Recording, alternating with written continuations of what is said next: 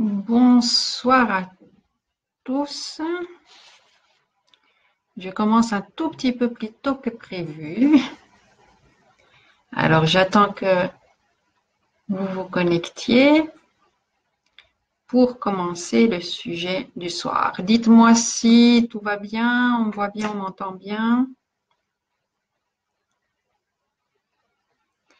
Alors, le sujet de ce soir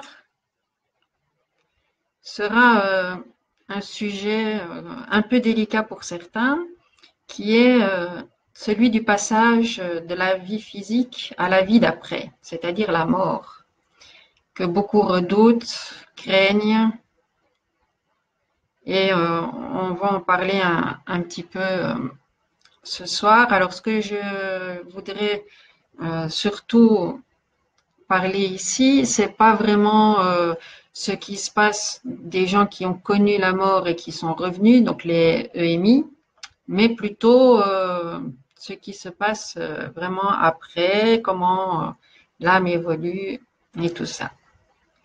Voilà, bonsoir Chantal, bonsoir Nathalie, bonsoir Valérie, bonsoir Annette, bonsoir Habib. Je vais encore attendre un tout petit peu avant de commencer. Voilà, alors en attendant encore un peu qu'il y ait du monde qui arrive, vous retrouverez trois chapitres qui parlent déjà de ça dans mon livre. Il y a un chapitre sur la mort, qu'est-ce que c'est, qu'est-ce qu'il y a après, et puis l'enfer et le paradis. Donc j'en parle un tout petit peu là-dedans aussi. C'est un sujet qui n'est pas très courant, bien que maintenant on commence à en parler un peu plus. Je veux pas convaincre les sceptiques. Pour ça, il y a maintenant beaucoup de livres qui en parlent. Il y a des médecins qui ont fait des recherches, qui ont écrit des livres, comme Jean-Jacques Charbonnier, qui est anesthésiste réanimateur et qui a fait quelques livres justement sur le sujet parce qu'il s'est rendu compte qu'il y a bien quelque chose après et que la seule explication de dire c'est l'activité résiduelle du cerveau qui crée tout ça ne va pas, ne correspond pas. Ensuite, il y a toutes les recherches, bien sûr, du docteur Moody avec ses livres La vie après la vie et tout ça. Il y a également le journaliste Stéphane Alix qui a fait ses recherches en tant que journaliste avec des médiums, avec ce il a fait comme expérience qui sont très intéressants. Donc ça, c'est pour les sceptiques. Pour ceux qui ne croient pas qu'il y ait une vie après la vie, il suffit de regarder aussi un peu les autres religions, les autres croyances, où c'est tout à fait accepté et c'est tout à fait courant et normal. Et même pour certaines cultures, c'est quelque chose de joyeux et de libérateur, comme par exemple au Mexique. La fête des morts est fêtée avec des crânes en sucre. C'est vraiment la retrouvaille et la fête et pas la tristesse comme on peut le vivre ici.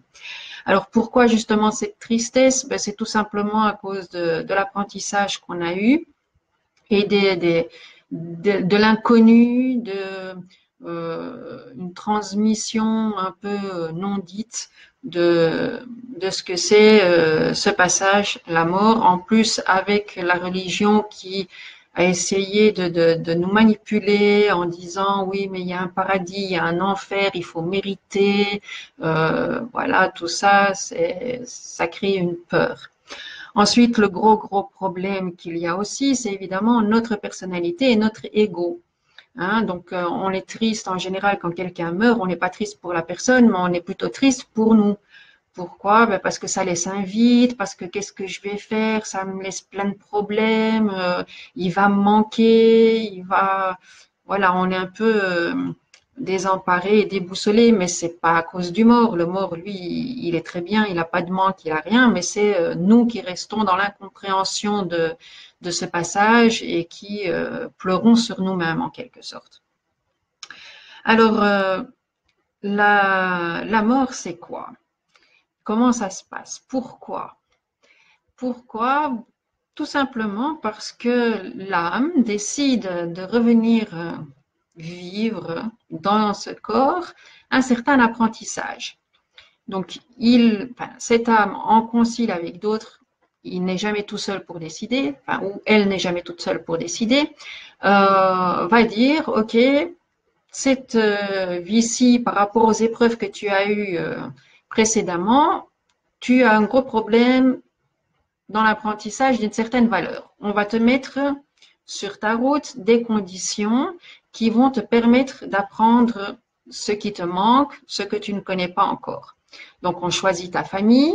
En gros, l'âme choisit ton chemin de vie qui veut dire les grandes épreuves qui normalement doivent t'aider à faire cet apprentissage-là. Et bien sûr, il y a un terme. Ce terme est décidé non en général de la manière dont ça va se passer, mais aussi à quel âge, plus ou moins, ça doit se passer. Avec quelques exceptions, il y a déjà les exceptions où l'âme peut choisir plusieurs dates, entre guillemets. C'est-à-dire qu'elle peut se dire, OK, tu as un apprentissage à faire qui doit normalement se finir après ces épreuves-là, donc là, ce sera fini. Mais si tu as déjà compris que tu fais le changement nécessaire en toi, dans ta vie, et que tu t'orientes, que tu arrives à te réorienter vers un autre objectif, tu peux avoir une deuxième date d'échéance. Donc c'est assez étonnant. Je l'ai déjà rencontré plusieurs fois d'ailleurs chez des personnes chez qui c'est arrivé. Je ne parle pas ici des expériences de mort imminente, ça c'est encore autre chose, mais je parle bien d'une seconde possibilité où des gens arrivent à un terme dans leur vie, ils sentent que ça y est, maintenant c'est la fin, c'est fini, tous les objectifs sont atteints. Et puis il y a quelque chose qui se passe en eux qui font que, attends, je peux faire mieux, je peux faire plus, et on leur donne la possibilité de continuer. Alors, ces fameuses expériences de mort imminente, en fait, c'est une mort qui devait avoir lieu à ce moment-là. On leur montre, donc ils commencent vraiment à avoir le processus de cette mort et ils se rendent compte qu'il y a possibilité, enfin l'âme se rend compte qu'il y a une possibilité d'apprendre un peu plus que ce qui était prévu. C'est pour ça que très souvent, on leur met un choix. On leur dit, écoute, voilà, ça c'est ce que tu as vécu maintenant. Euh, Tu peux revenir sur Terre, c'est ton choix, parce que tu as encore telle possibilité, ou bien ta venue sur Terre sera avec tel objectif. Tu as le choix, c'est toi qui décides. Donc ça, c'est encore une autre possibilité de revenu ou de deuxième chance qui existe. Un cas tout à fait à part qu'on verra un peu après, c'est les suicides. Donc les suicides, ça c'est en général enfin, pas à 100% parce qu'il y a encore des exceptions, une mort qui a été prévue par l'âme, ça c'est vraiment la conscience qui décide d'en finir et on verra par la suite les conséquences que ça a. Donc voilà, l'âme a décidé de sa mort. Qu'est-ce qui se passe? Moi je veux vraiment me concentrer là maintenant sur ce qui se passe à ce moment-là et ce qui se passe après. Pourquoi? Pour que les gens commencent à comprendre ce que c'est vraiment, ce qui se passe vraiment, et de pouvoir laisser ces âmes partir le plus paisiblement possible. Parce que pour elles, pour beaucoup, c'est une libération, c'est une fin de parcours et elles ont besoin aussi de notre soutien. Elles se sentent plus ou moins bien et elles ont besoin aussi de notre soutien après. Il faut aussi bien se rendre compte que la mort n'est pas une fin, que la mort n'est pas un effacement de tout. Donc l'âme, qui est maintenant incarnée dans un corps physique au moment de la mort, garde sa personnalité, garde ses sensations, garde sa mémoire. Donc, les personnes qui se disent ah c'est bien, après il n'y a plus rien, non, c'est pas ça. Après, elles se retrouvent face à leur âme, donc il y a face à elles sans la conscience, sans les limitations que viendrait mettre l'ego. Tous les ressentis qu'elle éprouvait du temps de son vivant se retrouve encore après la mort. Donc, si on veut échapper à des douleurs ou à des choses comme ça en se disant la mort me libère, c'est pas tout à fait vrai. Ça se fait, mais pas tout de suite. Pourquoi? Parce que la douleur a un but, a un apprentissage, et que tant que cet apprentissage-là n'est pas fait, il n'y aura pas de guérison, si on veut dire. Donc, au moment de la mort, qu'est-ce qui se passe? En fait, ça dépend un peu de la manière dont la mort est survenue. Si c'est une mort brutale, par un accident, par un meurtre, par quelque chose comme un AVC, une crise cardiaque qui est très brutale, tout va dépendre en fait de l'ouverture de la personne, de l'ouverture d'esprit de la personne, de sa connaissance un peu de ce qu'il y a. Alors, si c'est une mort plus lente, en fait, ça va dépendre aussi après de l'ouverture d'esprit. La première chose qui se passe, c'est la fameuse cordelette d'argent qui relie l'âme au corps qui va être coupée. Pourquoi? Parce que, comme tout le monde le sait, pendant les rêves, notre âme sort du corps et fait un voyage astral. Elle revient dans le corps, ou ceux qui font des voyages astraux en conscience peuvent revenir dans leur corps grâce à cette cordelette d'argent qui est de la longueur que l'on veut, mais qui relie obligatoirement l'âme au corps. C'est pour ça que tant que cette cordelette d'argent n'est pas rompue, il y a toujours la possibilité à ce que l'âme réintègre son corps. Une des explications qu'on pourrait comprendre de ça, ce sont les comas prolongés. Donc, un coma, c'est le cerveau qui ne fonctionne plus, il répond plus aux stimuli médicaux, mais le corps peut encore vivre. Donc, il y a des comateux qui ne sont plus branchés à des appareils, qui continuent à vivre et pourtant ils n'ont plus aucune réaction. Pourquoi? C'est tout simplement l'esprit qui n'est plus dans le corps, mais qui n'a pas décidé encore, parce que ça n'est pas le temps, de rompre cette cordelette d'argent. Donc, au moment de la mort, il faut quelque temps, ça dépend beaucoup de la personne. En général, il faut quelques jours pour que cette cordelette d'argent puisse être rompue. Je ne connais qu'un seul cas où la personne savait très très bien ce qu'il attendait, savait très très bien que sa fin était proche, savait aussi le passage qu'il allait avoir et qui, au bout de quelques heures, avec toujours accompagné, on est toujours accompagné même dans cette épreuve-là comme âme, à rompre cette cordelette d'argent. Mais en général, il faut quelques jours et c'est les fameux 3 jours qu'on dit entre la mort et l'enterrement, où il y a ce laps de temps de repos ou de pause pour justement, sans le savoir, être sûr que cette cordelette d'argent puisse être coupée. Alors, comment ça se fait ou comment cela se passe? En fait, l'âme, une fois qu'elle se retrouve de l'autre côté, elle a conscience de tout ce qui se passe. Il y en a pour les morts brusques ou ceux qui ne sont pas préparés, qui ne se rendent pas compte qu'ils sont morts. En fait, ils vivent une sorte de paradoxe parce qu'ils se voient morts, ils ont conscience de tout ce qui se dit, tout ce qui se passe autour d'eux et ne peuvent pas agir. Ils essayent, il y en a qui crient, il y en a qui essayent de bousculer pour dire hey, « je suis pas mort, je suis là, je suis là ». Et ils se rendent compte qu'il y a quelque chose qui ne va pas, que les autres ne les voient pas, les autres ne les entendent pas. À ce sujet, une petite anecdote. Quand c'est pas le moment de mourir, il peut se passer des choses un peu bizarres. C'était un chirurgien qui raconte, il devait opérer un jeune homme, aucun problème de santé apparent, une opération tout à fait bénigne. Il est en préparation, il commence l'opération, tout se passe bien et en plein milieu de l'opération, il y a ce jeune homme qui fait une crise cardiaque et il commence à le perdre. Ils essayent de le réanimer, pas de succès. Ils réessayent, pas de succès. Les minutes passent, pas de succès.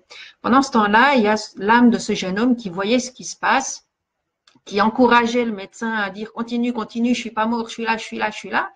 Il se rendait compte que le chirurgien n'entendait pas. À un certain moment, il entend même le chirurgien dire ça y est, on l'a perdu. on va arrêter. Et lui qui crie, non, je suis là, je suis là, je suis pas mort, je suis pas mort. Et quand il voit il y a rien à faire, il sort, il va dire, je dois dire ça à ma femme. Il se présente, donc l'âme se présente devant sa femme qui était dans le couloir qui attendait et dit à sa femme, écoute, tu dois rentrer dans la salle d'opération et tu dois dire que je suis pas mort. Regarde, je suis là, je suis pas mort. La femme, elle a pas trop réalisé ce qui se passait. Elle est rentrée dans la salle d'opération. Elle a dit au chirurgien, écoutez, mon mari est venu me dire qu'il est pas mort, vous devez le réanimer. Là, le chirurgien, quand même étonné, réessaye et le cœur est reparti, ce jeune homme est revenu. Donc, pour dire que l'âme a tout à fait conscience de tout ce qui se passe, peut dire des choses qui ont été dites en dehors de la salle d'opération, c'est ce que faisaient les proches à ce moment-là. Ils peuvent se déplacer en fait à la vitesse v', juste à la vitesse de la pensée. Tiens, je pense à telle personne, hop, automatiquement je suis. Maintenant, quand la mort est bien établie, que l'âme ne doit pas revenir dans le corps, en général, elle a toujours ses guides qui l'ont accompagnée pendant sa vie qui sont là, qui la soutiennent, parce que justement, il y a ce temps d'adaptation, parce qu'il y en a qui essayent malgré tout de revenir dans le corps, et puis ça va pas, ils comprennent pas, donc il faut un peu une ambiance pour les calmer, pour leur faire comprendre que c'est fini, donc ils sont toujours accompagnés. Et puis, ils coupent cette fameuse cordelette d'argent.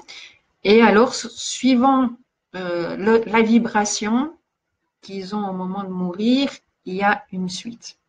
Donc, tous les défunts, ou en grande, grande majorité, restent près de leur corps, assistent à leur enterrement, assistent à la messe, à tout ce qui se passe, jusqu'au cimetière ou à la crémation, tout ça. Ils sont là, en général, ils restent à côté de leur corps jusqu'après cet enterrement. Alors, il faut savoir une chose, c'est que pour eux, c'est une période d'adaptation, une période très très difficile parce qu'ils voient tout ce qui se passe autour d'eux, donc ils ressentent le chagrin, la tristesse de chaque personne qui est là et parfois ça leur rend la séparation encore plus difficile parce que c'est évidemment très douloureux de savoir que par le départ, ça provoque autant de chagrin et autant de douleur autour de soi.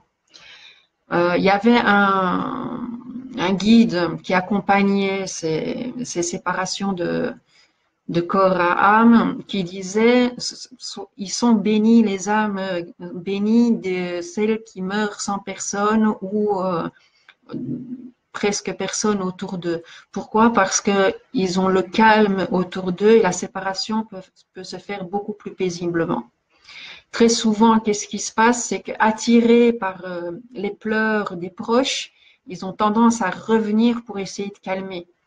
Et ils sont impuissants, ils ne peuvent pas le faire parce qu'en général, les proches n'arrivent pas à les entendre, n'arrivent pas à les comprendre, ne ressentent pas leur présence.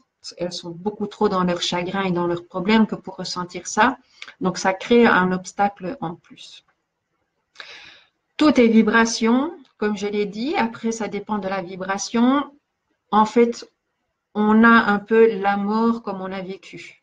On a la mort qu'on mérite. C'est-à-dire que suivant la manière dont on a vécu, on dégage une vibration, une énergie, et cette énergie-là, cette vibration continue après aussi. Comme il y a une loi universelle qui s'appelle la loi de l'attraction, on va toujours se retrouver entouré de la même vibration qu'on émet. C'est pour ça que si on a été quelqu'un d'ouvert, de gentil, d'agréable, d'aimant, on va se retrouver dans un environnement qui va refléter cet état vibratoire. Si on a été quelqu'un de très matérialiste ou très attaché à tout ce qui est physique, à tout ce qui est matériel, on va se retrouver dans un milieu qui reflète ce matérialisme, cet attachement. Donc, il n'y a pas d'injustice. Hein? La religion dit, ah oui, mais il y a le jugement. Non, il n'y a pas de jugement. En fait, le seul jugement qu'il y a, c'est nous face à notre âme et à notre conscience.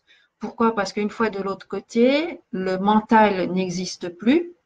Donc, il y a plus cet ego qui va essayer de se protéger ou de se trouver des excuses. Il y a juste l'âme qui se retrouve devant tout ce qu'elle a fait.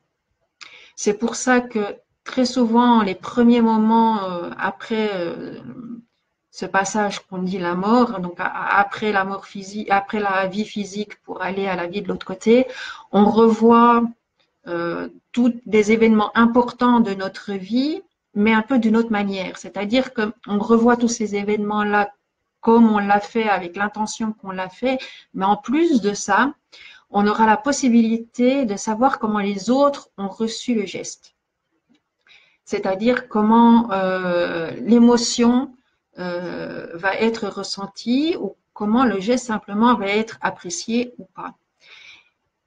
Tout ça ne se fait pas seul. Donc notre guide ou nos guides qui nous ont accompagnés durant notre vie est là aussi. Il ne juge pas. Il n'y a aucun jugement. Donc il n'y a personne qui va dire ça c'était bien, ça c'était pas bien, pourquoi tu as fait ça.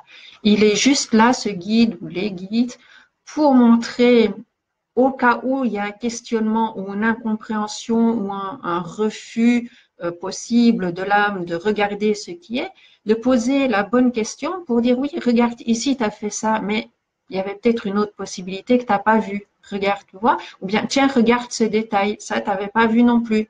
Tu vois quelle importance ça a eu de faire ce geste-là et d'avoir le comportement que tu as eu. Donc, c'est juste une aide pour la prise de conscience effective des conséquences ou bien de l'effet du geste que nous avons fait durant notre vie.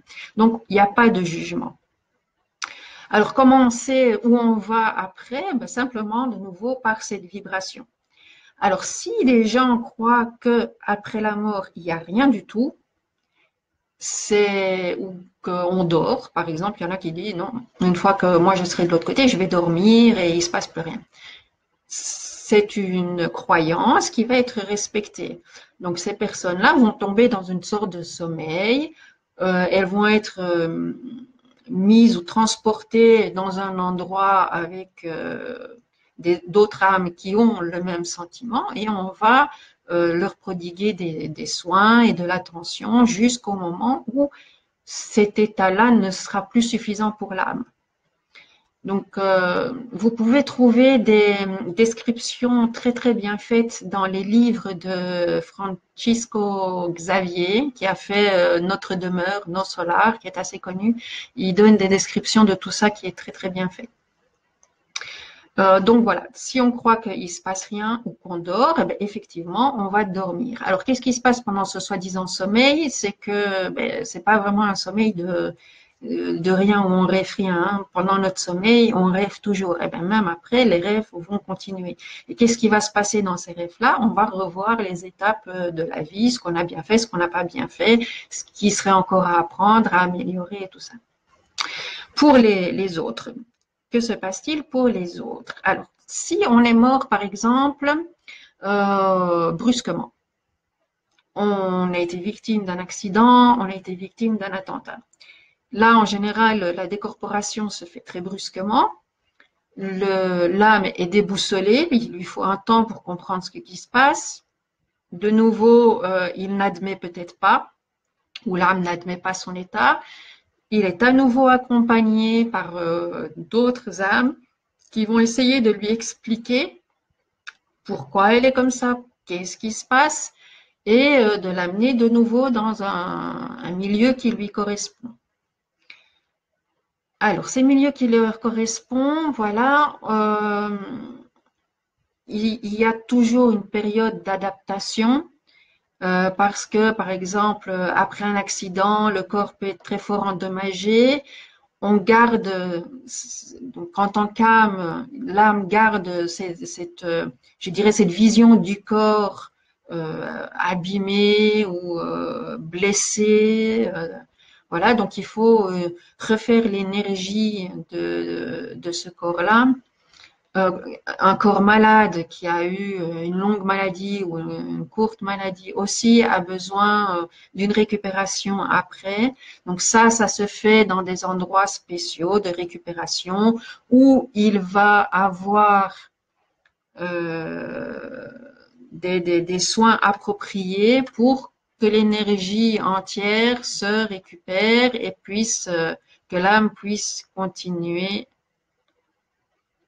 Ah, vidéo en direct en panne, je suis désolée. Chez moi, ça continue, donc je sais pas. Essayez peut-être de faire un refresh. Est-ce qu'il y a une panne chez tout le monde? Ah, voilà. Chez Annie, ça marche. Chez Jean-Louis aussi. Donc, je continue. Euh, ok, ça va, donc ça marche. Donc, pour celles qui ont des problèmes et qui ont des pannes, parfois, il faut un peu se déconnecter, se reconnecter, et puis ça redémarre. Ok. Alors, donc je disais, donc après, il y a cette période de récupération qui se fait comment? Aussi dans des endroits spéciaux, avec d'autres âmes qui sont absolument dévouées et qui se consacrent qu'à ça, c'est-à-dire à la récupération des énergies de l'âme qui vient d'arriver. Alors, cette récupération se fait comment? Souvent par des passes énergétiques et aussi par le plus souvent de l'eau vivifiée ou dynamisée qui va reconstruire et réharmoniser toutes les énergies du corps éthéré qui n'est plus entier suite à l'accident ou suite à la maladie. Ça dure plus ou moins longtemps, tout se fait toujours avec l'évolution personnelle de l'âme et comme l'âme veut. Il n'y a jamais de, je vais dire, on va jamais forcer ou on va jamais précipiter une guérison. C'est juste l'âme qui décide, ok, maintenant ça va, ou bien non, ça va pas, moi je reste encore en récupération. Je vais parler d'abord de tout ce qui, je dirais, est positif ou tout ce qui va bien, parce que c'est quand même la grande majorité des cas. Donc, je vais parler de ça. Je parlerai du bas astral et du reste après. Après, une fois que cette récupération est faite, il y a la décision propre de l'activité. Pourquoi? Parce que après, c'est une structure qui est comparable, enfin, je ne peux même pas dire comparable, mais qui a des activités, qui est structurée, qui a des villes, on peut dire, oui, c'est des reproductions de villes avec toutes sortes de possibilités. Donc, si on est une âme qui veut aider les autres, on aura possibilité d'aider. Si on veut essayer de comprendre pourquoi telle chose, pourquoi ça se passe, on pourra essayer de comprendre. Si on veut aider des âmes inférieures à sortir de la, enfin inférieures, non pas inférieures, à vibration plus basse ou qui sont plus ignorantes, on pourra s'occuper. Si l'âme veut s'occuper des jeunes enfants qui arrivent, qui sont tout seuls, elle aura le choix. Il y a plein de possibilités. Il y a des âmes qui se spécialisent dans la communication avec nous. Il y en a qui sont dans la défense, hein, parce que, ben, comme partout, les âmes plus basses peuvent essayer d'envahir des endroits plus lumineux et tout ça. Donc, il y a aussi des défenses appropriées. Il y a toute une organisation qui est très bien mise au point et qui permet à chacun en fait de trouver, enfin à chaque âme de trouver sa juste place et de pouvoir aussi évoluer de ce côté-là. Donc l'âme après la vie continue d'apprendre. En général, qu'est-ce qu'elle fait? Elle fait un point sur tout ce qu'elle n'a pas compris pendant sa vie et après elle continue son but de vie. Donc elle a un but de toujours évoluer et elle continue d'évoluer. Le temps chez eux n'existe pas vraiment, donc il y a des jours, il y a des nuits, mais comme il n'y a plus ce sentiment de vieillir, il n'y a plus ce sentiment de dire oh le temps passe, je dois commencer à me bouger parce que j'ai plus beaucoup de temps, ça n'existe pas. Donc ils ont vraiment le temps de développer à leur rythme ce qu'ils ont envie. Alors ça se passe aussi sur plusieurs plans, donc tout le monde ne se trouve pas tous au même endroit. Ça dépend de l'évolution de chacun. Suivant l'évolution de chacun, l'ouverture d'esprit et les capacités, ils vont se retrouver chacun à un niveau. Donc, si un couple, par exemple, ou une famille meurt tous ensemble, il n'est pas dit qu'ils vont tous se retrouver en même temps au même endroit de l'autre côté. Tout dépendra de la propre évolution de l'âme. Il se peut qu'ils soient séparés, qu'un vive dans un plan plus élevé que l'autre. En général, ça ne pose absolument aucun problème parce que de toute façon, tu n'es jamais seul et il y a toujours possibilité de communiquer entre les deux niveaux. C'est toujours le niveau supérieur, enfin supérieur. Quand on dit supérieur, inférieur, ça fait positif et péjoratif. C'est pas comme ça que ça se passe. C'est vraiment un niveau vibratoire qui y a. Et les niveaux supérieurs vibratoires pourront toujours communiquer avec les niveaux inférieurs. Pour les niveaux inférieurs, c'est beaucoup plus difficile ou alors il faut vraiment un gros travail et c'est comme une sorte de récompense pour tout le travail qui a été donné de pouvoir aller ou communiquer dans un plan supérieur de vibration parce qu'on a quelqu'un de cher qu'on voudrait aller voir. Alors, donc voilà, ça se passe. Il y a un temps plus ou moins long que vous passez à faire vos activités, toujours entouré. Vous n'êtes pas cloisonné à une seule activité. Ça n'est pas une activité 24 heures sur 24. Hein, donc, il y a des moments de détente, des moments de repos. C'est vraiment comme chacun le sent. Évidemment, le repos n'est pas le même qu'ici puisque les besoins sont moindres. Hein. C'est pas un corps physique limité, c'est un corps beaucoup plus subtil qui existe. Hein. Donc, qui existe, qui a sa personnalité, qui a un certain aspect physique aussi, qui est habillé, voilà. Mais disons que c'est un peu moins strict qu'ici. Pourquoi? Parce que en général, l'âme a la possibilité de choisir l'image qui lui convient le mieux ou qui lui correspond le mieux. C'est pour ça que très souvent, il arrive que certaines personnes décident d'avoir une apparence plus jeune que quand elle est partie. Alors, je voulais vous parler un peu des cas des suicides parce que c'est un cas tout à fait à part et qui comprend quand même pas mal de petits, comment je vais dire ça, euh, de petits détails qui font leur différence. Il y a beaucoup de sortes de suicides. Tout d'abord, il y a un suicide qui est en fait le résultat d'une énergie karmique.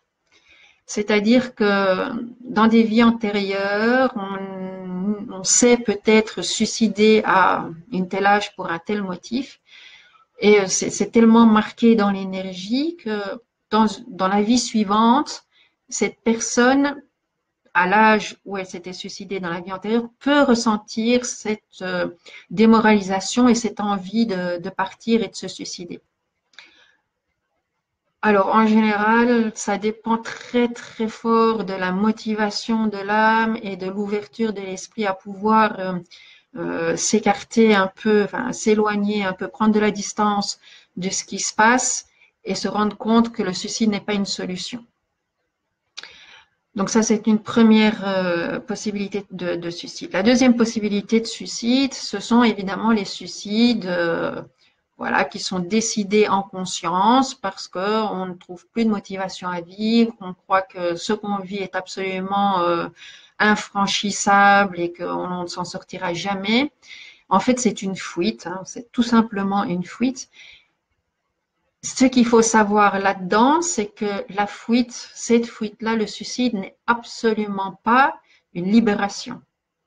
Autant les autres morts, je dirais que ce soit par maladie et tout ça, est une libération, que le suicide n'est pas du tout une libération. Pourquoi? Parce qu'en se suicidant, en se donnant la mort, on nie et on refuse tout ce qu'il y a de plus précieux, qui est l'énergie de vie. Alors, on nie non seulement notre énergie de vie, mais on nie aussi l'énergie de vie de déjà nos parents qui nous ont donné la vie, de toutes les personnes qui font partie de notre vie. Donc, c'est un acte qui est très lourd pour l'âme, qui ne résout absolument rien parce qu'on retrouve toutes les douleurs, tous les problèmes, on les retrouve de l'autre côté, puisque notre conscience, elle reste, nos ressentis restent aussi. Donc, on va se retrouver dans la même atmosphère de l'autre côté. Et voilà, donc on aggrave très souvent la situation en se suicidant. Alors, la plupart de ces suicides-là, ils restent pas beaucoup de l'autre côté, ils vont très très vite se réincarner et très souvent la réincarnation va être encore plus difficile que celle qu'ils ont vécue. Donc, c'est vraiment si quelqu'un autour de vous a des pensées suicidaires, faites-lui comprendre qu'elle ne fait qu'aggraver la situation. Donc, ça, c'est vraiment terrible. Et alors, il y a une troisième vision du suicide qui est très, très mal connue, c'est les suicides involontaires ou les suicides inconscients. C'est-à-dire que par notre rythme de vie, par notre hygiène de vie, par nos dépendances, par notre manque de connaissances tout simplement, on diminue les capacités du corps à un tel point qu'on arrive à mourir. C'est évidemment tous les cancers ou toutes les maladies suite à des attachements excessifs ou des excès ou des addictions. Alors ça, on dit c'est suicides ignorants. Pourquoi? Parce qu'ils n'ont pas du tout conscience qu'ils sont en train de se suicider. Et au moment de la mort, après le passage, ils se rendent compte qu'ils ont une maladie. Euh, ils se rendent compte que le corps ne peut plus vivre, mais ils ne comprennent pas que c'est eux qui, par une mauvaise hygiène ou un mauvais comportement, ont provoqué cette mort. Or, une fois que tu fais quelque chose qui entraîne ta mort, c'est un suicide. Okay? Donc ça, il y a aussi une petite préparation qui se fait de l'autre côté après récupération des énergies, qui dit, écoute, toi, ce que tu as fait, tu en es arrivé là à cause de ton comportement inadéquat. C'est évidemment un choc en général pour l'âme qui ne s'attend pas du tout à ça et qui ne l'envisage pas. Donc ça, c'est voilà une autre une autre partie du suicide. Alors il y a une troisième grande catégorie, c'est les vibrations basses. On parle très souvent du bas astral. Il faut savoir que la Terre, déjà, le corps physique, c'est des vibrations basses. Donc nous, déjà, ce que nous vivons sur Terre est déjà une sorte d'enfer. Ça peut rassurer beaucoup que après, ce sera mieux. Oui. Donc, déjà, le fait d'être attaché à tout ce qui est physique, à tout ce qui est terrestre, à des liens très forts à une personne, va faire que on risque d'être bloqué dans cette énergie-là, qui est une énergie qui est assez basse, et donc fait que ces âmes n'arrivent pas à monter, mais restent bloquées ici. Donc, ce sont les fameuses maisons hantées, les vampires, enfin ce qu'on appelle les vampires. Donc, ce sont des âmes qui se collent à des corps physiques pour prendre de l'énergie. Pourquoi? Parce que cette âme qui erre ici a besoin d'énergie aussi pour continuer à aller d'un endroit à l'autre. Comment elle va trouver cette énergie-là? Simplement en prenant ce qui lui correspond. Alors, à propos, oui, je vois Armel qui dit, je comprends mieux l'expression se suicider à petit feu. C'est tout à fait ça. Oui, oui, oui, oui. Donc c'est vraiment ça et c'est très très important de le comprendre. Donc le suicide. En fin d'émission, là, je prendrai quelques questions et s'il y a vraiment trop de questions, je referai une autre émission juste questions-réponses parce que c'est un sujet très très vaste qui concerne absolument tout le monde et je suppose que vous avez énormément de questions à poser. Donc voilà, tout ce qui est occupation de lieu, mais il y a aussi toutes les dépendances. Par exemple, quelqu'un qui est dépendant à la cigarette, qui n'a jamais su arrêter de fumer et qui n'a pas cette ouverture d'esprit, enfin, ou cette ouverture de conscience, de dire, OK, c'était pas bien ce que je fais et qui a besoin de cette nicotine, qu'est-ce qu'il va faire? Il va fréquenter les lieux où on fume beaucoup pour se nourrir en quelque sorte de cette fumée éthérée de cigarette qui va lui donner l'énergie de continuer. C'est la même chose pour les drogues, c'est la même chose pour toutes les addictions. C'est la même chose pour ceux qui ont été très attachés à un bien, pas nécessairement à une habitation, ça peut être un objet, hein, ou à de l'argent. Ils vont rester vraiment collés à l'objet de leur désir, qui ne vont pas savoir lâcher, et voilà, c'est ce qu'on appelle les hantises. Donc tout ça, c'est de nouveau à cause d'un manque de connaissances, d'un manque d'ouverture d'esprit, et c'est une partie de ces énergies basses. Il existe encore un cran, je dirais, un peu en dessous, qui sont toutes les âmes qui n'ont jamais pris conscience du mal qu'elles faisaient. Donc ce sont ceux qui font pendant leur vie terrestre du mal volontaire. Disons que ils sont comme ça, ils font du mal. Ils détruisent, ou ils sont trop égoïstes, ils ne pensent qu'à eux, peu importe le nombre de vies qu'ils peuvent détruire. Tout ce qui va en fait à l'encontre de la vie des autres, à l'encontre du respect de la liberté et de la personne, c'est des énergies très très basses.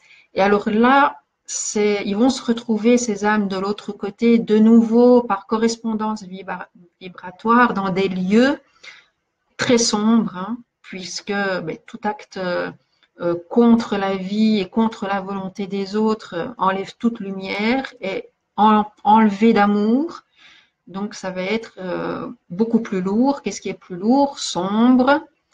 En général, ces lieux-là, ça se trouve soit dans des grottes, dans des cavernes, dans des marécages. De nouveau, de façon éthérée, ils vont se retrouver en groupe de même vibration dans des zones comme ça. Là aussi, ils ne seront pas laissés seuls. Donc, à aucun moment, une âme est laissée toute seule.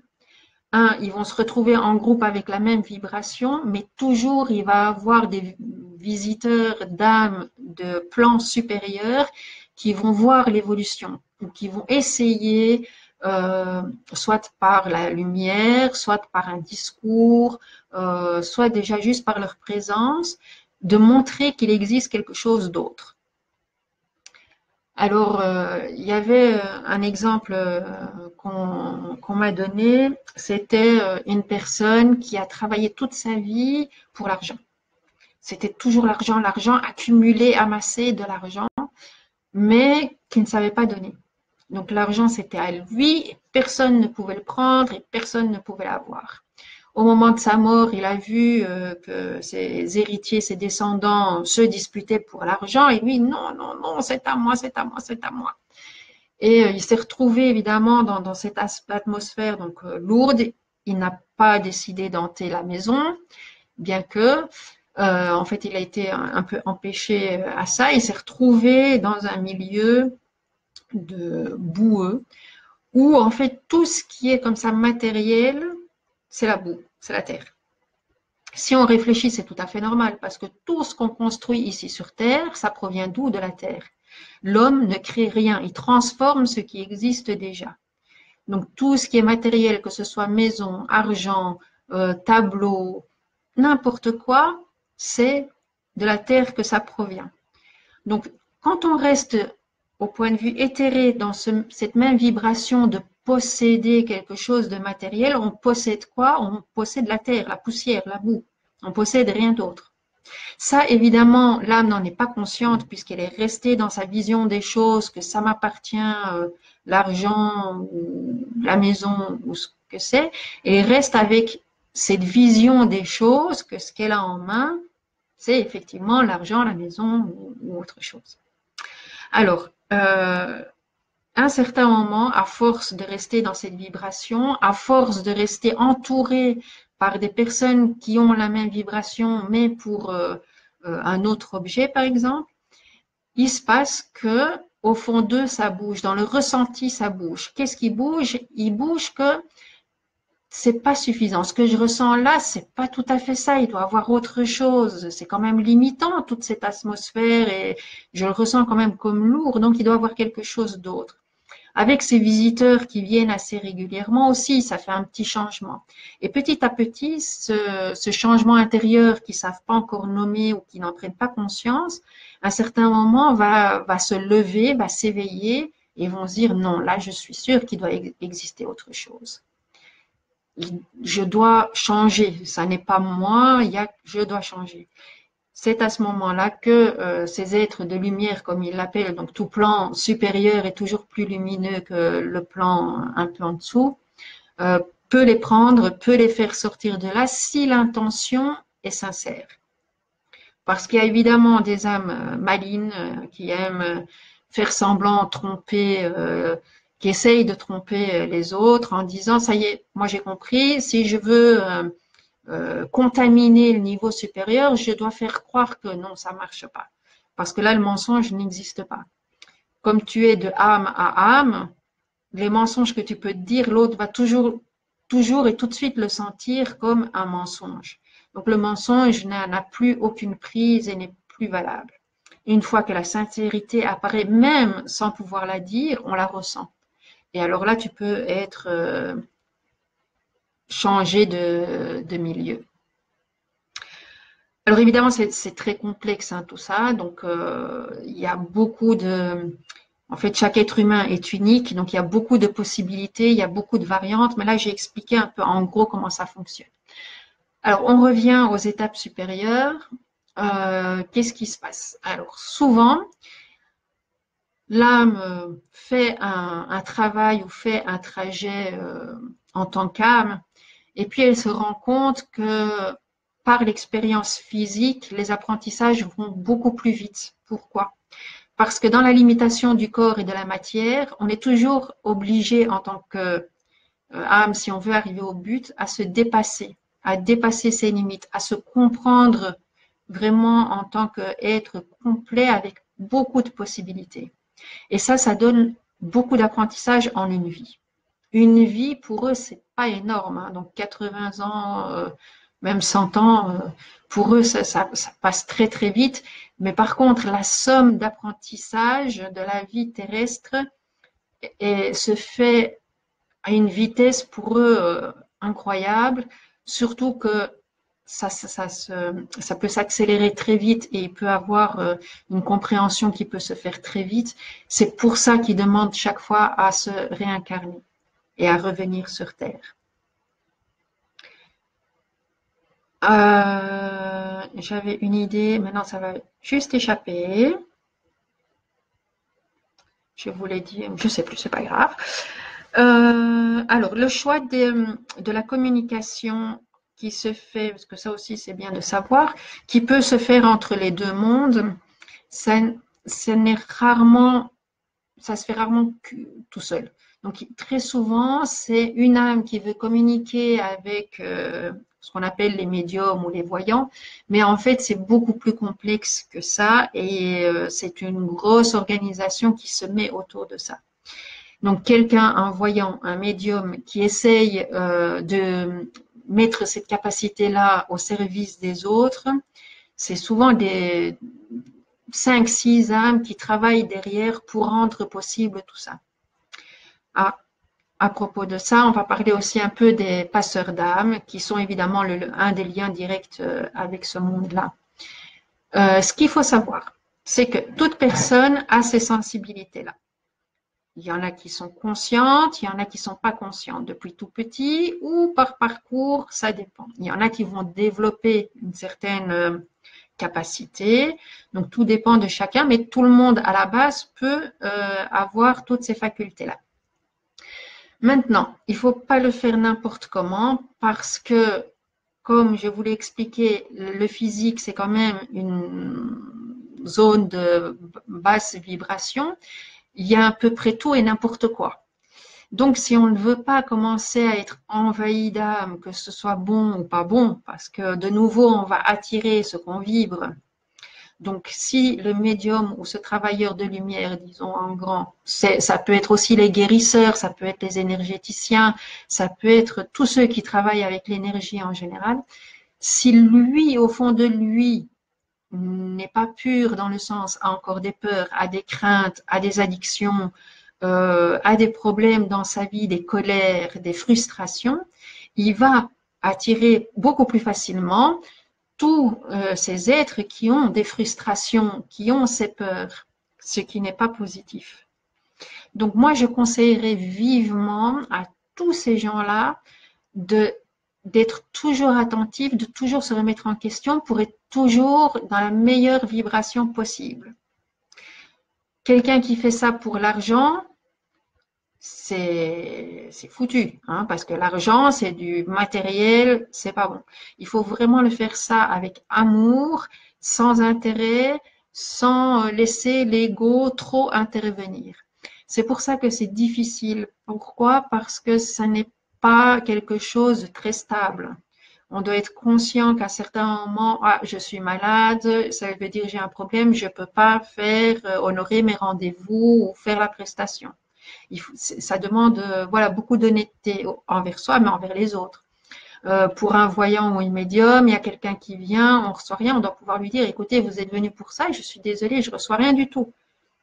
Parce que ça dépend voilà, de notre disponibilité. Il faut savoir aussi, là c'est plutôt pour les guérisseurs, que si l'ego commence à s'en mêler, à dire ah mais moi je fais ça pour être reconnu, moi je fais ça pour pouvoir me mettre en avant, pour pouvoir mettre mon ego en avant, ça va lui retomber dessus. Pourquoi? Parce que toujours ce qu'on émet, quelque part, on va le recevoir aussi. Hein, de nouveau, c'est l'attraction des vibrations et on le reçoit. Je dis ça parce que j'ai connu deux grands guérisseurs qui étaient qui étaient reconnus de leur entourage, qui avaient guéri énormément de personnes, qui à un certain moment, bon, avec 30 ans, un peu plus d'expérience, l'ego a commencé à refaire surface et ils ne s'en sont pas rendus compte. Ils ont continué à soigner, à donner les soins. Et puis, le mental a pris le dessus et ils sont restés coincés dans leur ego et leur mental, comme quoi ils voulaient guérir, mais ils voulaient recevoir aussi, parce qu'ils avaient tellement donné que maintenant ils voulaient recevoir. Qu'est-ce que ça a donné? En quelques années, ils ont eu un cancer et ça a été fini. Donc, c'est très triste, mais c'est pas des métiers ou comment dire, une façon d'exercer qui est sans danger. Il faut en être conscient. Les passeurs d'arbres, la même chose. Donc, des gens qui se disent « Ah oui, mais moi je ressens et tout ça, je me lance ». Non, s'il vous plaît, non. Savoir se protéger est une première chose. Savoir mettre des limites, parce que sinon vous allez être envahi jour et nuit, ça va vous épuiser, vous n'allez rien faire non plus. Savoir contrôler. Et je dirais aussi qu'une chose très importante, c'est de pouvoir être à l'écoute. Pourquoi? Parce que les âmes ressentent que quelqu'un les entend ou les ressent, et elles vont venir pour toutes sortes de raisons. Donc, pas nécessairement qu'elles ont besoin de passer dans la lumière et qu'elles ne savent pas comment faire. Non, il y en a qui veulent rester ici parce qu'elles n'ont pas fini leur chemin ou qu'elles veulent, par exemple, qu'on trouve leur meurtrier. Et elles veulent trouver quelqu'un qui va les écouter et qui va transmettre aux personnes adéquates les indices qu'elles donnent. Ça peut être parce qu'elles veulent donner un message à leurs proches. Ça peut évidemment aussi qu'elles veulent passer de l'au-delà. Il y en a dans l'au-delà ou dans la lumière. Tous ne vont pas dans la lumière, donc c'est dans leur plan respectif.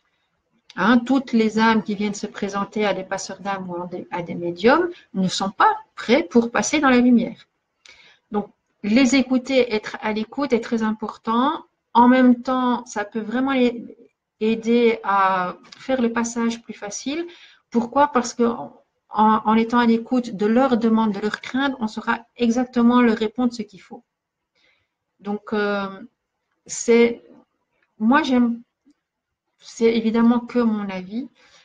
J'aime pas tout ce qui est trop strict. Peu importe que ce soit passeur d'âme, que ce soit guérisseur, que ce soit tout travailleur d'énergie, doit être à l'écoute de ses ressentis ou à l'écoute de ce qui se passe autour de lui. Pourquoi? Parce que chaque personne est unique et a besoin de quelque chose d'unique. Même dans le Reiki, on dit que c'est l'énergie qui sait et qui va donner ce que l'autre a besoin. même là, il faut rester prudent. Pourquoi? Parce que si on n'est pas bien ancré, si on a une petite fuite aussi énergétique, ça va laisser la place à d'autres énergies de rentrer. Et en même temps, même si on n'est que canal de l'énergie, il y a toujours un peu de notre vibration qui est transmise. Donc faire très très attention. Pourquoi je dis très très attention? C'est pas quelque chose de palpable, c'est vraiment quelque chose qui se base sur des ressentis. Et c'est ça qui est difficile. Donc tout ce qui est très strict, basé sur un rituel immuable, sur des prières qui ne changent pas d'un seul mot, qui sont apprises par cœur et qui sont répétées comme ça ne marchera pas dans les meilleurs des cas. Ça va marcher 6 sur 10, mais pas 10 sur 10. Alors que si vous êtes dans l'écoute et dans les ressentis, ça va passer beaucoup mieux et il va avoir beaucoup moins de problèmes. Ça fait déjà presque 1 heure que je suis là-dessus. S'il y a des questions, et après, je vais voir si... Voilà, je continue un peu. J'ai un petit problème. On va voir. Alors, est-ce que je vois des questions?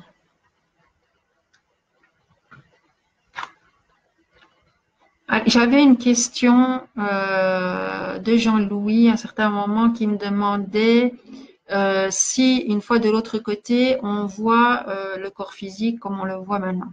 Alors ça dépend des plans.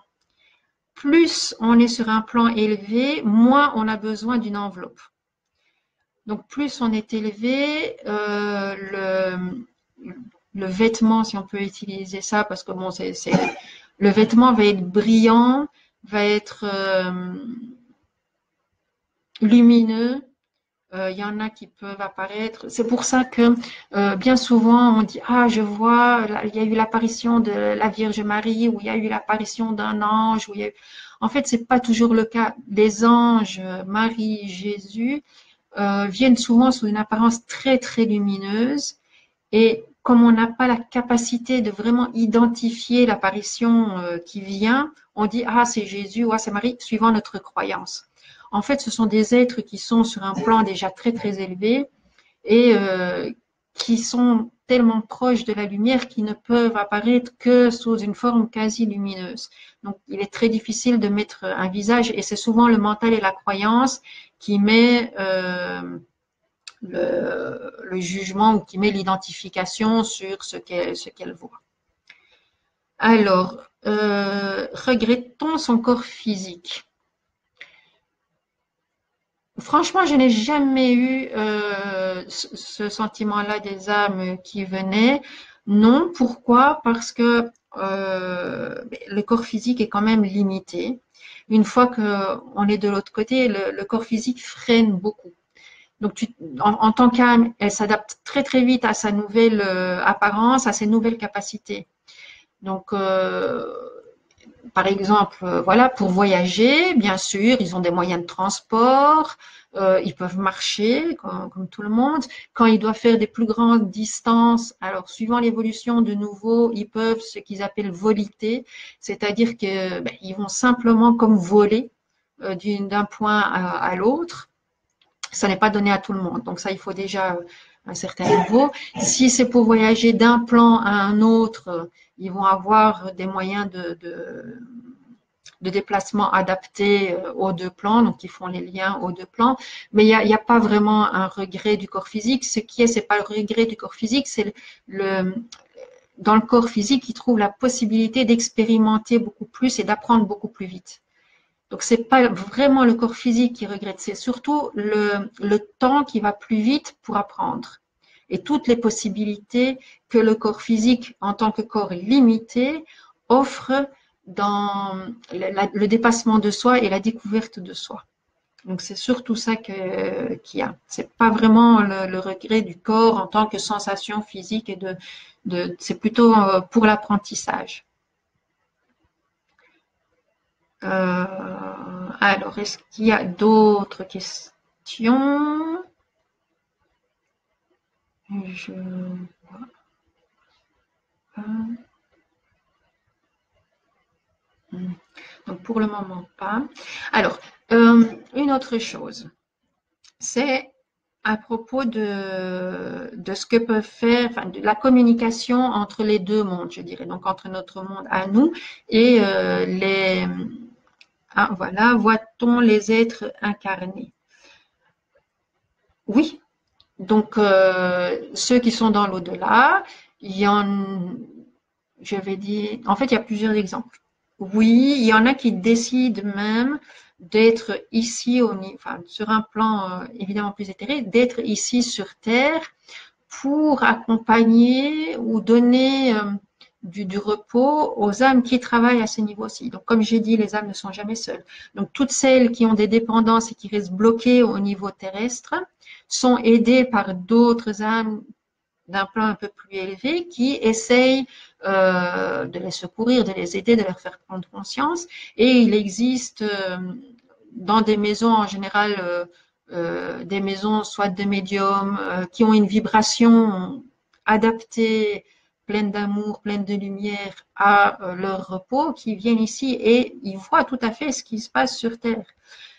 Même dans un plan un peu plus haut, ils voient, quand ils en ont envie, ils voient ce que font leurs proches. Pour communiquer avec eux, alors là, c'est pas, comment je vais dire, il faut une certaine autorisation et une certaine préparation. Donc, il y en a qui font, je dirais, leur activité de l'autre côté qui n'est que de transmettre des messages à des médiums d'ici. Donc, ils vont chercher le médium qui correspond à leur vibration et à leurs moyens de communication.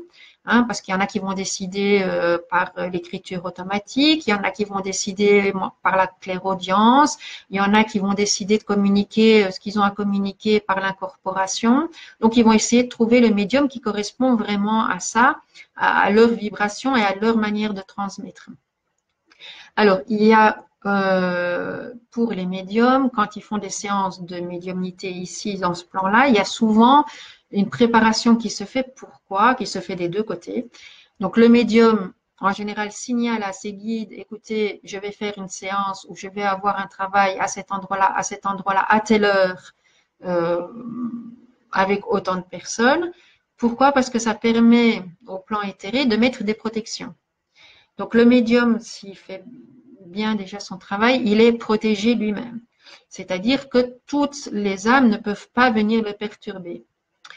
Dans son évolution, il a toujours eu une période où il a été, ce qu'on dit, attaqué. Hein, il y a toujours eu des attaques. Pourquoi? Parce qu'il doit apprendre à faire la différence.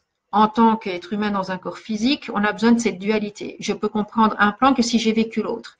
Donc, je peux faire la différence entre les énergies, je dirais, positives ou bonnes qui ne vont pas m'affecter, que si j'ai connu ce que peut faire une énergie négative, une âme négative. Donc, à peu près tous les médiums ont eu des expériences, ou tous les voyants ont eu des expériences d'attaque, de prise d'énergie, qui peuvent se manifester de beaucoup de manières différentes, justement pour lui permettre de faire la différence. Donc, une fois qu'il a fait cette différence, il sait quand c'est une énergie qui est là pour un message positif, il sait quand c'est une énergie qui a envie de blaguer, qui a envie d'essayer de le tromper, il sait quand c'est une énergie carrément négative qui essaye de l'atteindre et de lui faire du mal. Il va le sentir tout de suite, mais s'il est bien préparé, déjà ses guides font une sorte de nettoyage.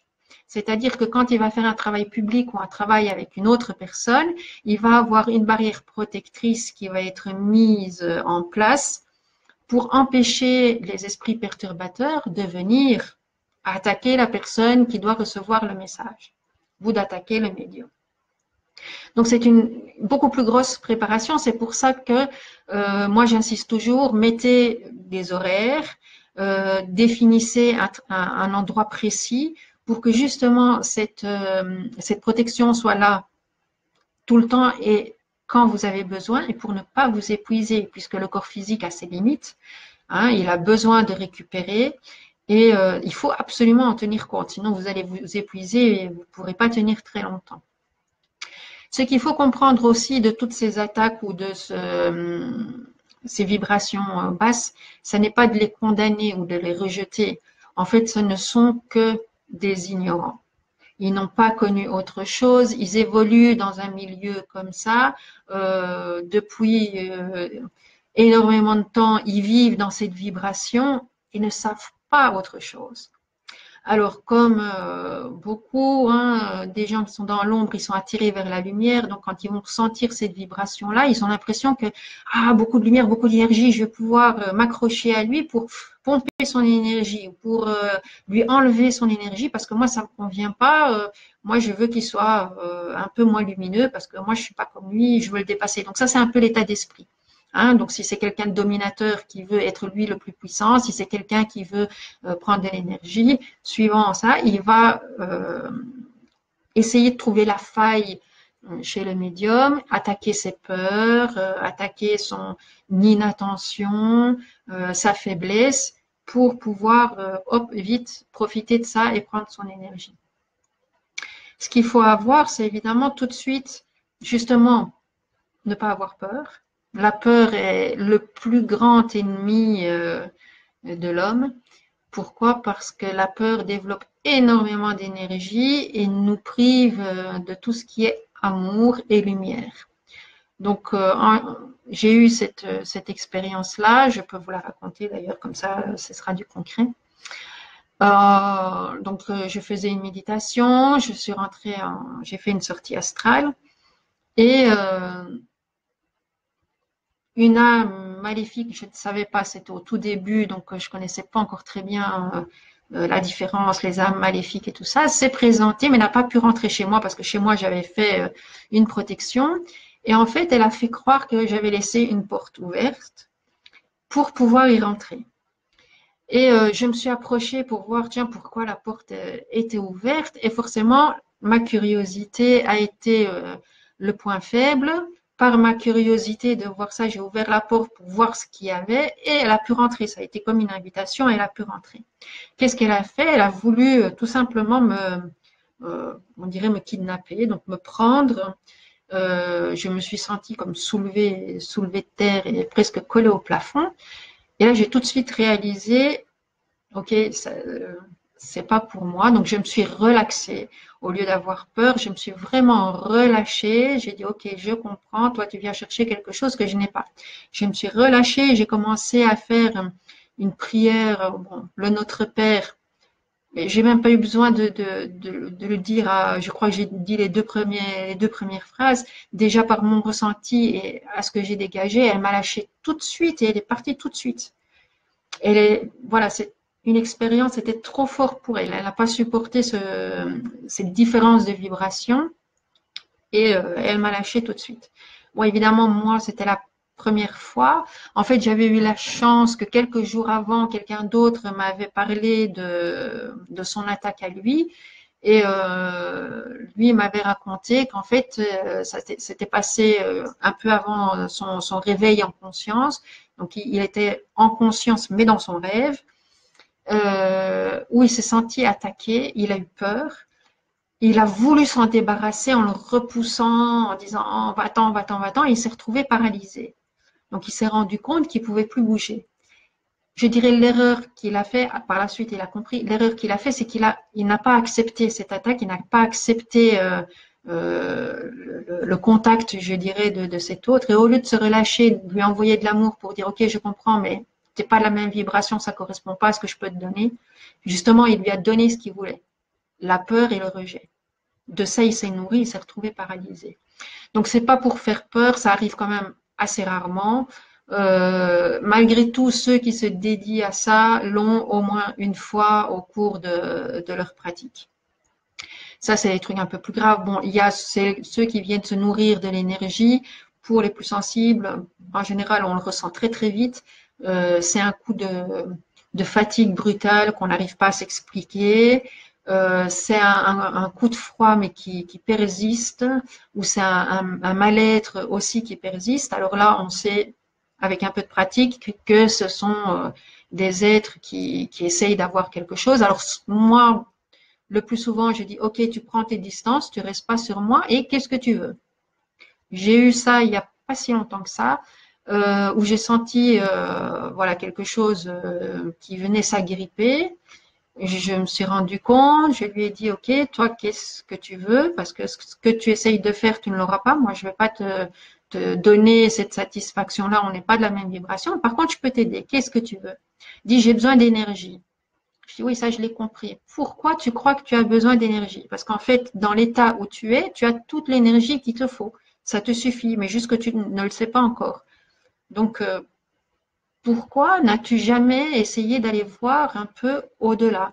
Retourne-toi, regarde autour de toi et tu vas voir que ça n'est pas que du sombre, ça n'est pas que le même paysage. Et j'ai vu, moi je suis un peu clairaudient, clairvoyant, j'ai vu se retourner et en fait, elle a commencé à faire attention à ce qui se passait autour d'elle. Qu'est-ce qu'elle a vu au loin? Une petite lumière. Et elle s'est retournée un peu étonnée. J'ai dit, oui, tu vois, ça, c'est de la lumière. En fait, vers cette lumière-là, tu dois aller. Et tu n'es pas toute seule. Elle me dit, j'ai peur, je ne veux pas aller. Je dis, c'est tout à fait normal que tu as peur, tu ne connais pas. Mais en fait, dans cette lumière-là, il y a des gens que tu connais, que tu apprécies, qui sont là et qui vont t'aider. Mais ton chemin à toi, il est là vers cette lumière. Vas-y.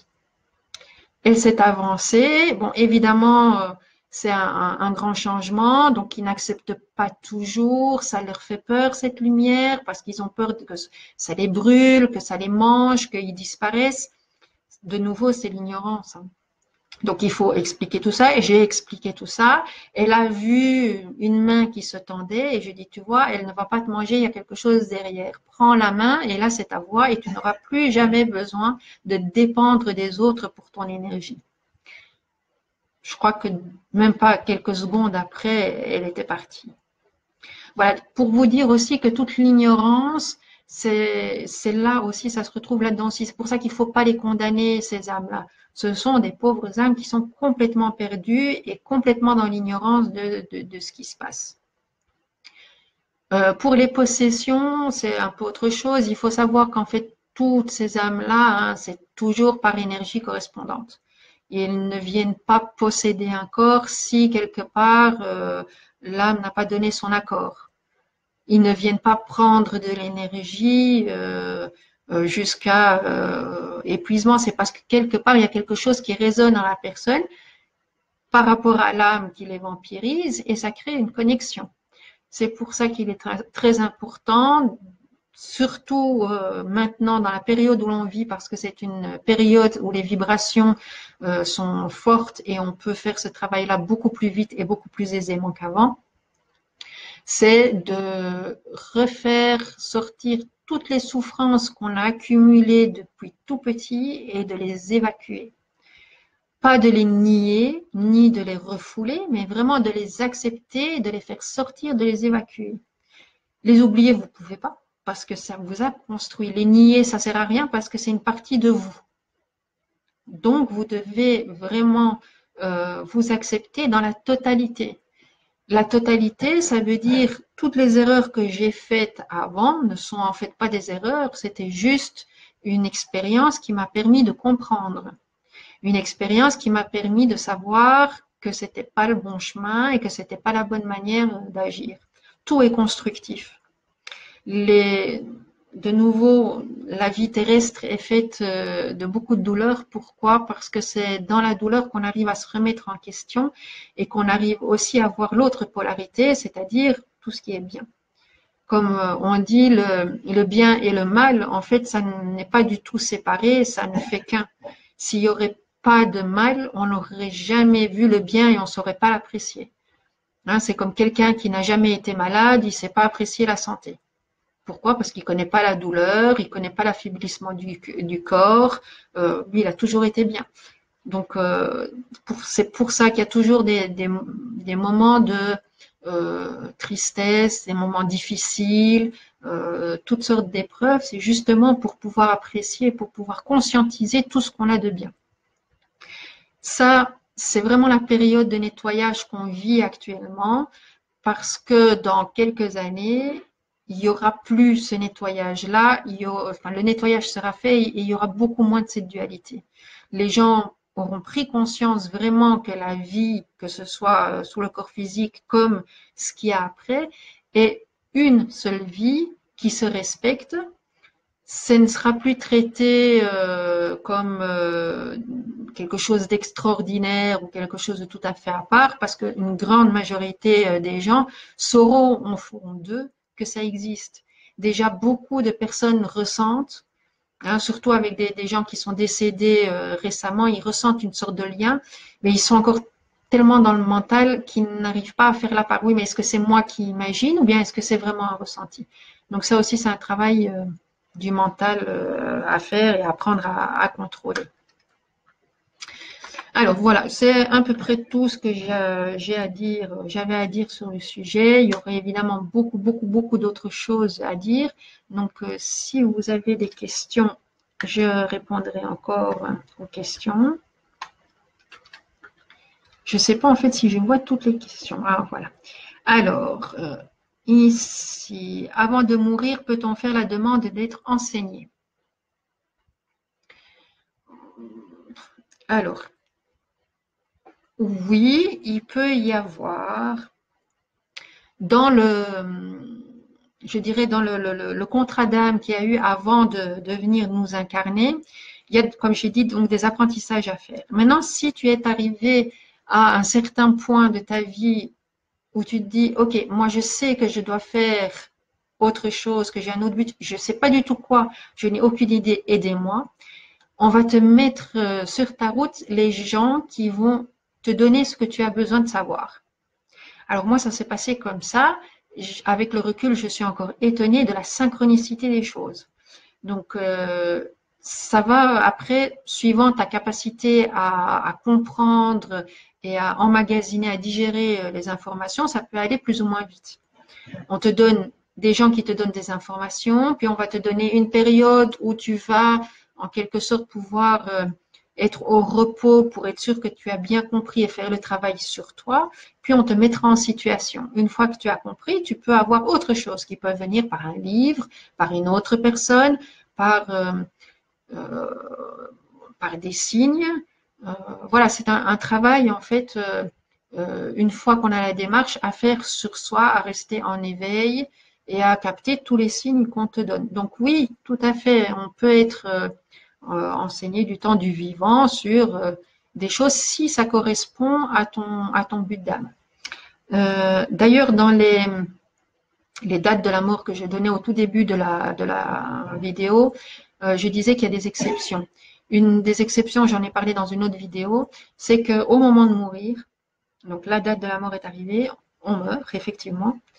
Et de l'autre côté, quand on fait ce fameux visionnement de toute ta vie avec les actes que tu as faits, tu te rends compte que tu as laissé quelque chose de très important inachevé et qu'il te faudrait encore un tout petit peu pour achever cette chose-là. Ça, très souvent, c'est pour aider les autres à supporter mieux ton départ. Il arrive qu'il te soit donné aussi un délai à ce moment-là.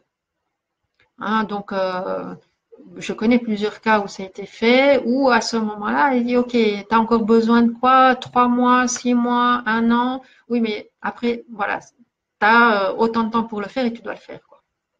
Donc ça aussi, ça arrive. En général, c'est donné déjà aux gens qui ont œuvré beaucoup pour les autres et qui ont déjà une certaine pureté en eux.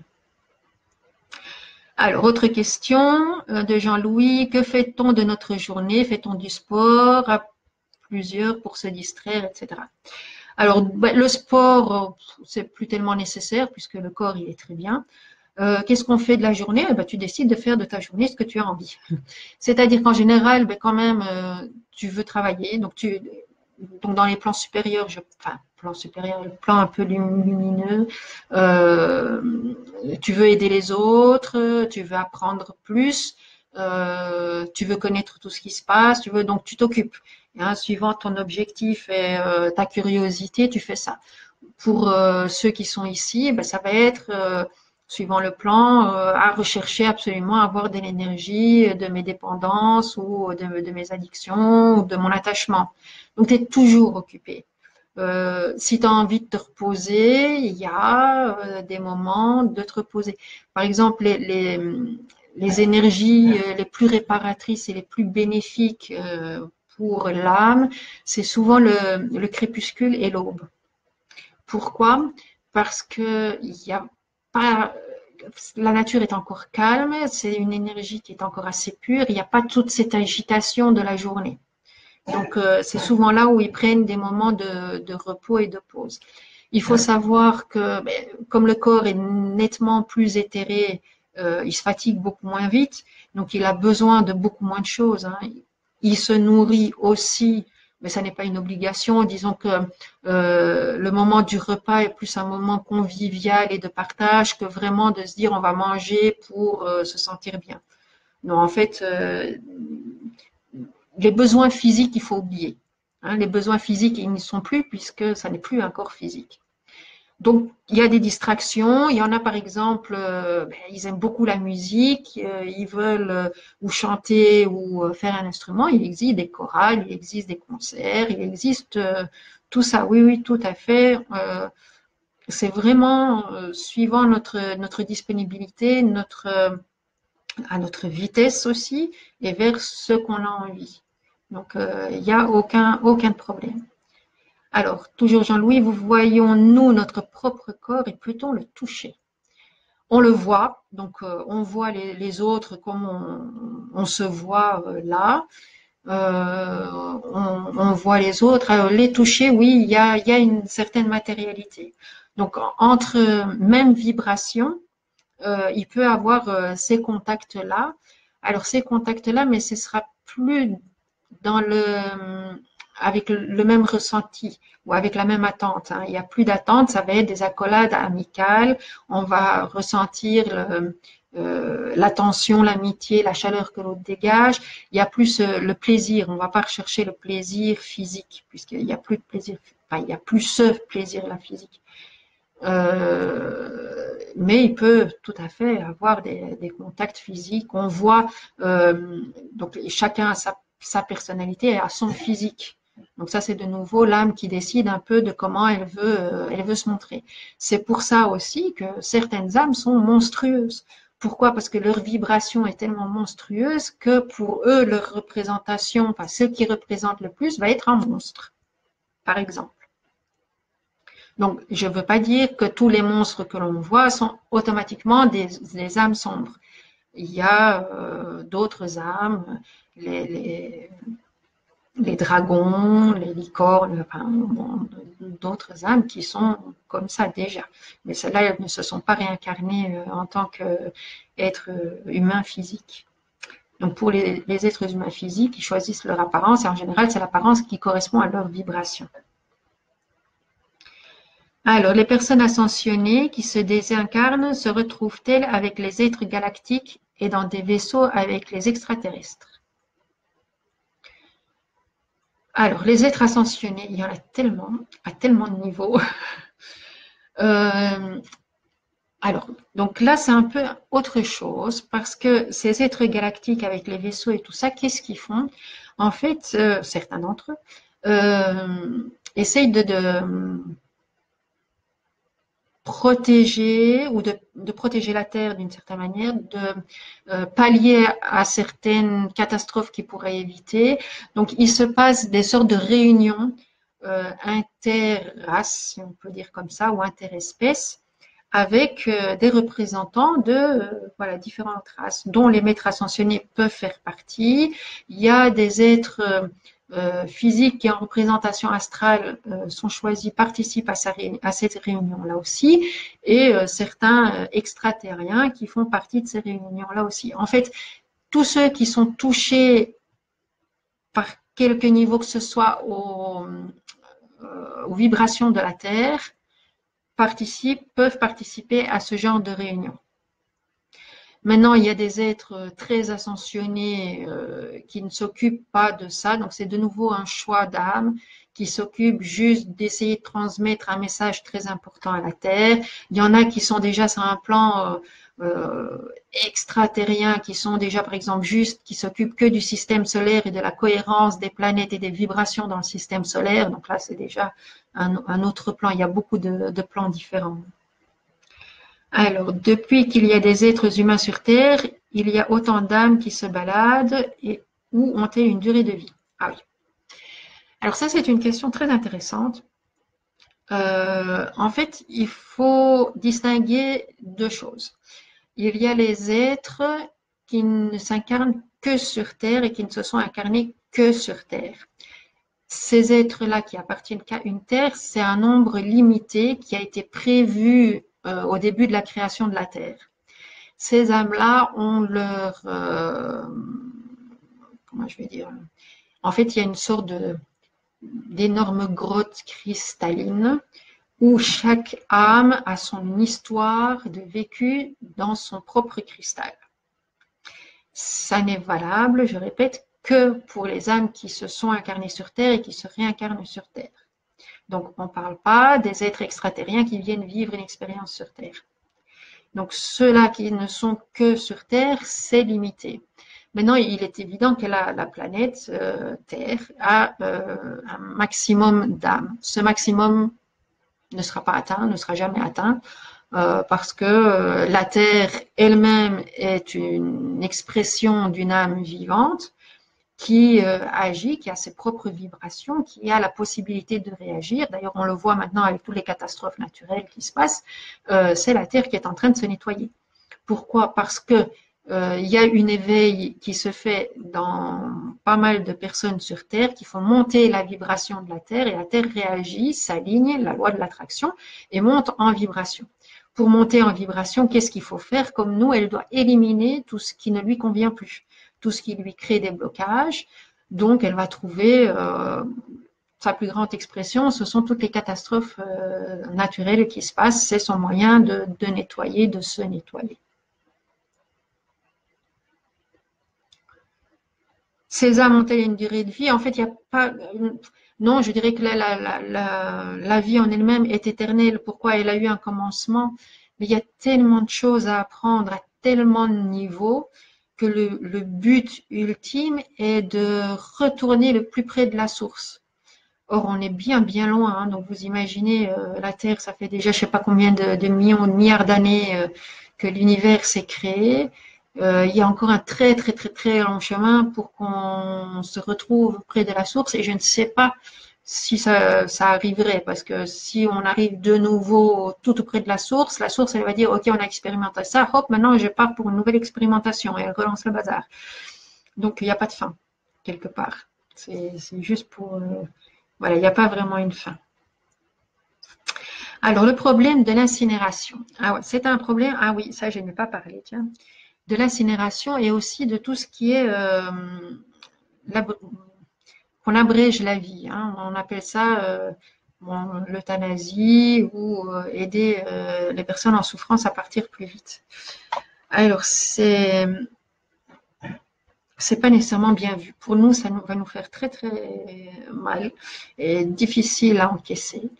Mais l'âme a tout prévu. Donc, si on abrège les souffrances de quelqu'un, on empêche cette âme de finir sa mission.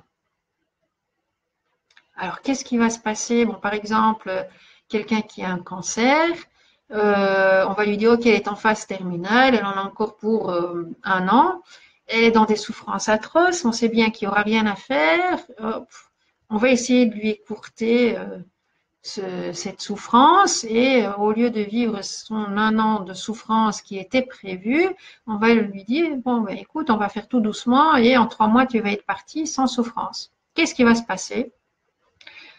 Généralement, l'âme n'ayant pas fini son chemin de vie va se réincarner pour terminer ces 6 mois qu'elle avait à vivre. Ce qui veut dire que le petit bébé qui va naître, il va vivre ces 6 mois et il va mourir subitement. Pourquoi? Parce que son incarnation avant, il n'avait pas fini sa vie. C'est pour ça que les enfants malades, les enfants qui ont des cancers, qui meurent subitement, la mort subite du nourrisson, comme on dit, ce sont très souvent l'âme qui n'a pas fini son chapitre et qui est obligée de vivre une incarnation pour finir et clore ce chapitre pour pouvoir passer à autre chose. Pourquoi? Parce que de nouveau, on revient, ce qui peut être vécu dans le physique est très, très difficilement applicable dans l'éthérique. Donc, c'est vraiment pour ça que il faut faire attention aux avortements, par exemple. Les conséquences des avortements, il n'y a personne qui s'est penché dessus. Moi, j'ai eu quelques retours. C'est vraiment parfois très, très difficile. Ça dépend des avortements. Ici, je ne parle pas des avortements spontanés ou des avortements, je dirais, tout ce qui est non provoqué. Mais un avortement qui est provoqué a des conséquences qu'on ne s'imagine pas. Donc, ça peut être très, très grave. Pourquoi? Parce que une âme qui a décidé de se réincarner, c'est tout un travail qui a été fait avant. C'est un travail qui a été fait des années avant, déjà avec les parents. Pourquoi? Parce qu'il y a une accommodation des deux âmes. Inconsciemment, à chaque fois que ces âmes incarnées, donc les futurs parents sont en rêve, ils vont rencontrer leur futur bébé, l'âme du futur bébé pour s'adapter, pour mettre au point, je dirais, les épreuves qui vont venir. Et puis, donc, toute cette préparation se fait, ça commence à se concrétiser par la grossesse. Et puis, à un certain moment, il y a la maman qui vient dire, non, ça y est, c'est fini, moi, j'en veux plus. Paf! Toute cette préparation-là est foutue à l'eau. Et pour les âmes qui sont là, justement, dans une réincarnation difficile, elles vont avoir très, très dur à pardonner. Donc, ce sont des âmes qui vont, quelque part, vampiriser la maman et, ou le papa même. Et ce sont souvent des cauchemars, des dépressions qui s'en suivent, des vides qu'on n'arrive pas à dépasser. Donc, ça a un impact très, très, très dur. C'est pour ça que il faut faire très attention à tout ça. C'est vrai que on ne voit que notre partie, nous, on veut abréger la souffrance ou on veut éviter de prolonger un état qui n'est pas nécessaire, mais tout état est nécessaire. Comme quelqu'un qui rentre dans un coma, même pour une longue période, elle a besoin de ce coma. J'ai écouté hier le témoignage d'un médium qui disait que sa grand-mère avait passé la dernière semaine dans un coma et il ne comprenait pas pourquoi, parce que la grand-mère était ouverte et tout, et elle ne comprenait pas pourquoi cette utilité de devoir rien faire pendant une semaine, alors qu'elle était prête à partir. Et en fait, il a compris par la suite, parce que sa grand-mère est venue lui donner le message, il dit, écoute, toute ma vie, je ne me suis jamais reposée, j'ai toujours travaillé. Et j'avais besoin de ce repos pour pouvoir permettre à l'âme de se détacher et d'avoir assez d'énergie que pour faire le pas et continuer de l'autre côté. Voilà, ça peut être tout simple. C'est parce que nous, on ne connaît pas les raisons. Et il y a beaucoup de raisons comme ça invisibles, mais tout est justifié. Alors avec l'incinération, voilà, c'est un peu, il faut pas aller trop vite. Donc l'incinération doit se faire aussi dans les 3-4 jours après le décès, pour être sûr que l'âme a bien eu le temps de se séparer. Et alors le point important aussi, c'est la famille. Donc si la famille ne veut pas d'une incinération, ça peut être difficile. Pourquoi? Parce que l'âme qui a désiré d'être incinérée va voir la souffrance de la famille et l'incompréhension de la famille. Si la famille est au courant et accepte, il n'y a aucun problème parce que le témoignage de la famille à celui qui est parti sera le même. Aussi, quelque chose de très très beau qui m'a été donné comme en témoignage d'une personne qui l'a vécu. Bon, nous, on pleure les morts, c'est une habitude qui n'est pas bonne. C'est ancré, on pleure sur nous en fait, hein. Donc c'est ça, c'est vraiment pas pleurer parce que le mort a disparu, c'est pleurer parce que l'ego comprend pas ce qui va se passer et il se referme sur lui, sur sa souffrance, sur le manque, sur tout ce qu'il va vivre ou ce qu'il croit qu'il va vivre, et en fait il pleure sur nous. Alors cette personne, elle me disait, on a eu depuis qu'elle est toute petite, elle a chaque fois vu ses parents et ses proches quand il y avait un mort prier, mais avec beaucoup d'amour et de soutien. Donc, pas avec des larmes, pas avec des regrets, vraiment en accompagnant l'âme du décédé avec ouais, une sorte de support et de soutien continu. Et elle dit, c'est vrai que elle le vit assez bien.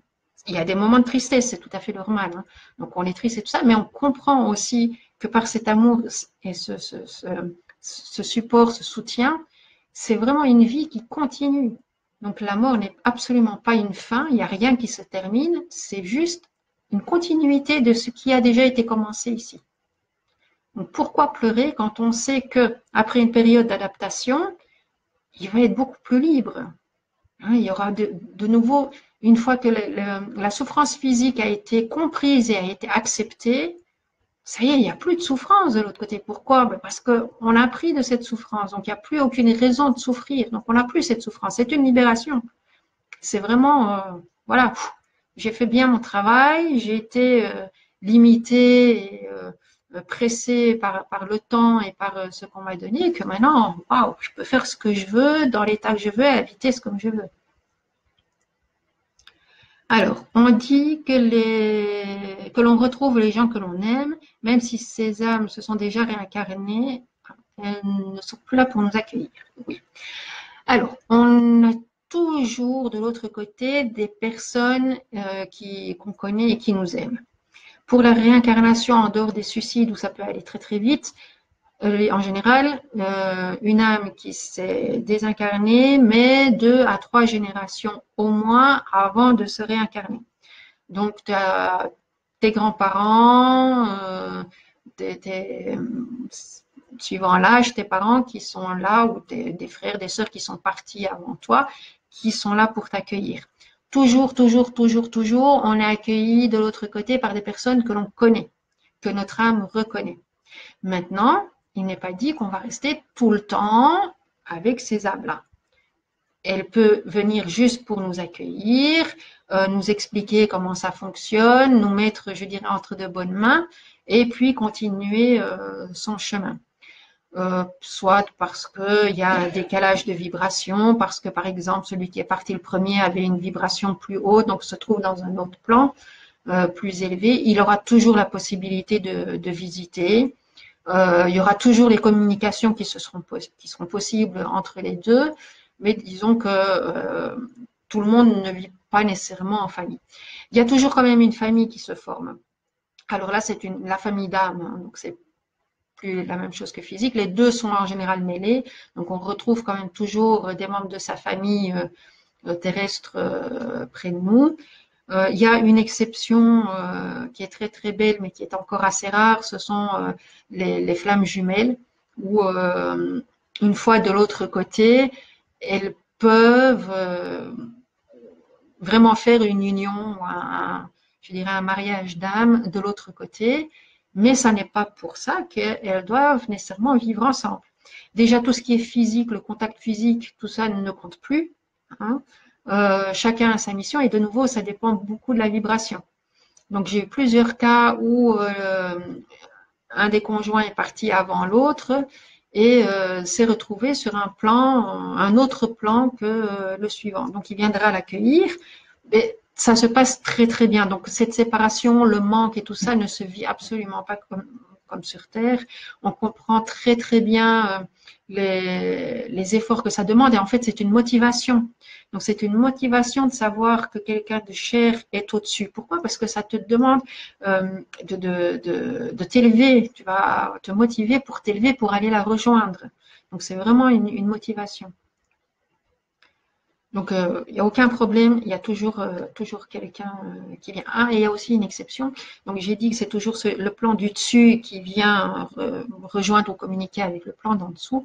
Et quelques exceptions, ce sont des plans, des âmes qui se trouvent sur un plan inférieur, mais qui travaillent énormément pour essayer d'avancer. Et justement, pour garder cette ardeur au travail et à aider dans la générosité dans ce qu'ils font, elles vont pouvoir avoir droit, suivant le travail fourni, à des séjours dans un plan supérieur, justement pour les motiver. Oui, regarde, si je peux, c'est une sorte de récompense en fait. Hein. Voilà l'évolution. Et puis, comme il y a toujours un plan supérieur, ben, il y a toujours motivation pour aller au-dessus. Est-ce que l'on reforme une famille? Oui, on peut reformer des familles. En général, ben, il y a des maisons, hein, comme partout, où tu ne te retrouves jamais seul, sauf si tu le désires. Comme âme, voilà, moi je me désire de me retrouver seule parce que j'ai besoin de tranquillité, tout ça. Donc c'est vraiment comme tu le désires. Et il y a toujours une famille qui peut t'accueillir, c'est toujours, voilà, donc on n'est jamais seul. Ceux qui n'ont pas envie d'être seuls ne sont pas seuls. Euh,